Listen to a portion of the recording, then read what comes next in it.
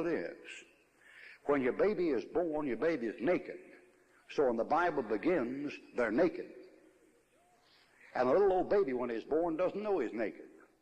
And your baby, when it's born, doesn't know it's naked anymore. Adam and Eve knew they were naked. I watch kids growing up. You know what they go through? They go through Genesis 1, 2, 3, 4, and 5. You take a little old baby. Haven't you ever been embarrassed? Your kid, until he's about, 5 or 6 years old, he doesn't know what that thing is. Did you ever have a whole room full of company and your kid comes in about 2 years old, out of the bathtub, Not a stitch on, just naked as a jaybird. A kid don't make a difference to him. Now you take that little old kid, you know what you say? You say, don't put it in your mouth. Don't put it in your mouth. The kid's always trying to put something in his mouth. Now how do you explain that?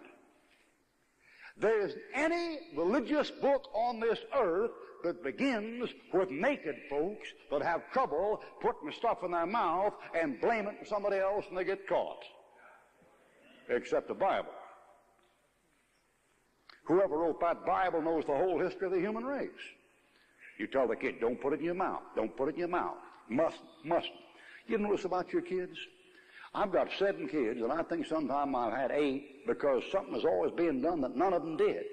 Did you ever notice that? Did you ever notice that? I mean, there are 3 of them playing in the room, and crash, over goes a light, and then the patter of little feet. And you come in the room, and nobody's there. You know what happened? Adam and Eve hid themselves among the trees of the garden. See? You know how people act? They act like Genesis 1, 2, and 3. They don't act a bit like evolution. And they hide. And then you call the culprit of sin and say, you did it? No, she did it. He did it. Her did it. They did it. They passed the buck. Did you ever notice that? Let me ask you this. Did you ever watch your kids' eating habit? Did you ever take your kid and put down here something like spinach or collards, or rutabagas or turnips, and sit them down there, and on this side put cherries and apples and oranges and grapes, and watch where that kid ate first? He'll eat the fruit every time first. You know why?